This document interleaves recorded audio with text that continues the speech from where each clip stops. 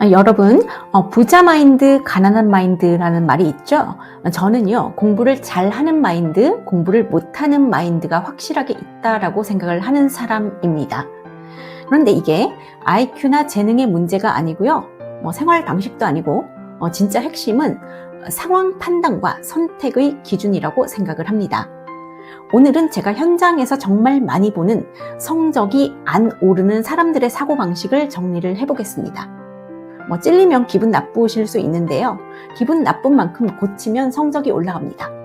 첫 번째, 공부 못하는 마인드 1번은요. 자기 객관화가 안 되는 겁니다. 예를 들어서 지금 내 등급이 4등급인데 공부 계획은 1등급 루틴을 짭니다. 기본 개념이 나는 구멍이 숭숭 나 있는데 최상위권 학생 흉내를 내서 그 학생이 푸는 문제집을 사고요. 그 학생이 다니는 학원에 등록을 합니다. 내가 지금 어디에 있는지가 출발점이에요. 객관화는 자존심이 상하는 게 아니라 시간을 아끼는 기술입니다. 두 번째, 남들이 우르르 가는 학원 따라가는 마인드. 다들 간대, 유명하대, 친구들이 간대, 그래서 가요. 근데요, 학원은 좋은 학원이 중요한 게 아니라 나에게 필요한 학원이 중요한 거예요. 개념이면 개념, 문제풀이면 문제풀이, 시간 관리면 관리, 취약 단원을 메꾸는 것이 목적이면 취약 단원의 보완, 이런 게 먼저 정해져야 합니다. 근데 공부를 못하는 마인드는 순서가 반대예요. 일단 유명한 데 등록합니다. 시간표가 꽉 차니까 나 열심히 공부하는 중 느낌. 그런데 성적은 그대로. 그래서 시험 한번 보면 또 다른 유명한 학원으로 이동합니다. 이거 반복하면요, 돈과 시간만 태우고 가장 중요한 내 약점은 그대로 남아 있습니다. 세 번째, 시험 끝나면 가족 여행은 무조건 가야지 마인드. 여기서부터는 좀 민감할 수 있는데요, 진짜 현실 이야기를 할게요. 물론 가족과 시간, 휴식 중요해요. 사람이 항상 공부만 하고 있을 수는 없어요.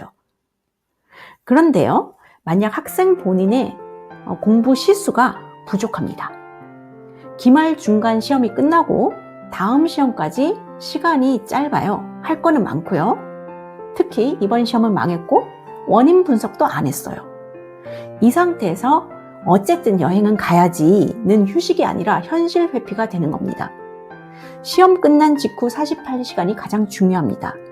어떤 유형이 틀렸는지, 왜 틀렸는지, 다음엔 뭘 바꿔야 하는지, 이걸 안 하면 여행 다녀와서 이제부터 열심히 해야지는 대부분 감정이지 시스템이 아니거든요. 여행을 가지 말라는 건 아닙니다. 지금 내 상황에서 그게 최선의 선택인가? 라는 이 질문이 빠지는 순간 공부는 계속 제자리입니다. 네 번째, 시수가 부족한데도 효율만 찾는 마인드. 진짜 많이 봅니다. 본인이 남들보다 공부 시간이 절대적으로 부족해요. 시간이 너무 부족하면 효율로 커버가 안 됩니다. 예를 들어서 남들은 주 20시간 하는데 내가 주 8시간 한다면 효율을 찾기 전에 먼저 해야 하는 건 일정 확보, 루틴 고정, 낭비 시간 제거, 그리고 솔직히 말하면 우리 시간이 부족한 이유가 바빠서가 아니라 우선순위가 밀려서인 경우가 많아요. 공부를 못하는 마인드는 시간이 없다고 하면서 시간을 만드는 선택은 또 절대 안 합니다.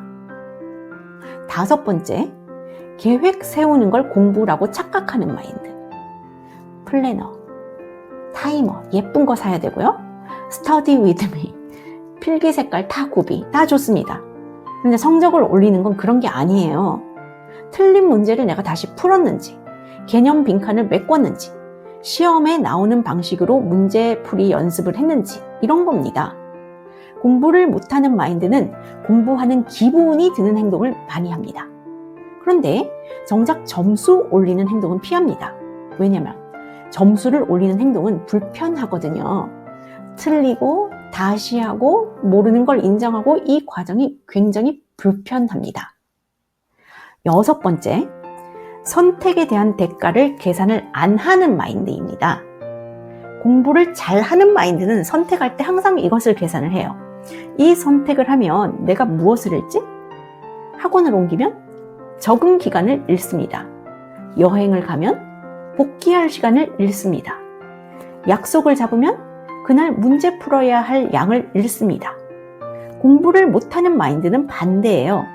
얻는 것만 계산하고 잃는 건 계산을 안 해요. 그래 놓고 나중에 성적이 안 나오면 이렇게 말합니다. 나도 열심히 했는데. 근데 사실은 열심히가 아니라 우선순위가 계속 밀리지 않았나요? 자, 마지막으로요. 조금만 성적이 오른다 싶으면 갈아타는 마인드예요. 제가 이런 이야기를 하면 아이 선생님 학원 장사하려고 그러시는 거 아니에요? 이건 너무 많이 본 패턴이에요. 제가 1학년 때 과학 성적이 50점 초반이 나온 학생을 받은 적이 있었습니다. 시작하기 전에 그 학생의 학부모님과 이런 약속을 했습니다. 이 학생은 한두 달로는 절대 발전이 없습니다. 최소 6개월은 무조건 여기 다닌다는 약속이 되면 받겠습니다. 왜냐면요, 성적이 이만큼 낮은 학생은 보통 실력이 아니라 태도와 루틴이 무너져 있거든요. 그런 건 단기간에 고쳐지는 게 아니에요.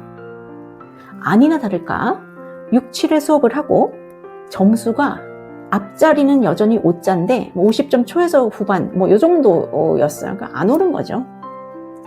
학생이 어느 날 시험을 보고 난 다음에 정시를 어쩌고 하더니 학원에 안 나오는 거예요. 그래서 제가 어머니랑 통화해서 다시 말씀드렸습니다.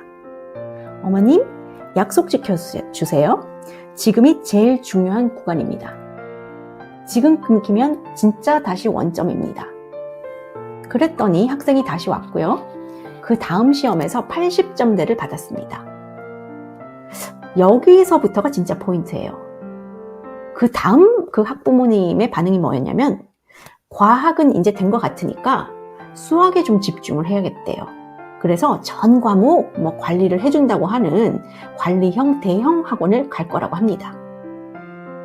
여러분, 이게 공부 못하는 마인드의 대표 패턴이에요. 조금 오르면 검증이 끝났다고 착각하고 갈아탑니다. 근데 그 80점대는 완성이 아니라 겨우 정상 루틴에 발을 올려놓은 것, 그런 첫 결과뿐일 거예요. 저는 속으로 여기서 갈아타면 삽질인데 싶었지만 말렸다고 해서 듣는 경우도 없고요. 그래서 그냥 쿨하게 보냈습니다. 그리고 시간이 지나서 잊어버리고 있었는데요. 그 학생이 고3 9월 달에 학원으로 다시 연락이 왔습니다. 수능 2달 전이요. 저는 그 얼굴빛이 약간 잿빛이 되어 있더라고요. 그래서 마무리라도 좀 해주자라는 마음으로 다시 받았는데요. 2년 동안 그 학생의 학습 태도는 솔직히 말해서 완전히 무너져 있었어요. 그리고 마지막 수업하던 날, 수능 전날, 전주죠. 혼자 정리할 시간이 필요하다면서 수업 결석을 합니다. 그래서 저는 인사도 못하고 끝났습니다. 이게 무슨 뜻이냐면요. 공부를 못하는 마인드는 끝까지 이렇게 말을 해요. 내가 정리할 시간이 필요해. 내가 생각할 시간이 필요해. 혼자 계획할 시간이 필요해. 그런데 실제로는 정리, 계획, 다짐이 아니라 회피가 되는 경우가 많습니다. 여러분, 성적을 올리는 사람들은 한 가지를 합니다. 약속을 지키는 사람이 돼요. 6개월 하기로 했으면 6개월을 버티고 효과가 나타나는 구간을 지나서 된 것 같다가 아니라 유지가 되는지까지가 확인입니다. 반대로 성적이 안 오르는 사람들은요, 계속 환경을 바꿉니다. 학원을 바꾸고 방법을 바꾸고 계획을 바꾸고. 근데 제일 중요한 거, 자기 태도는 안 바꿔요. 오늘 영상의 결론은 이거입니다. 성적은 좋은 선택이 아니라 좋은 선택을 끝까지 유지하는 힘에서 나옵니다.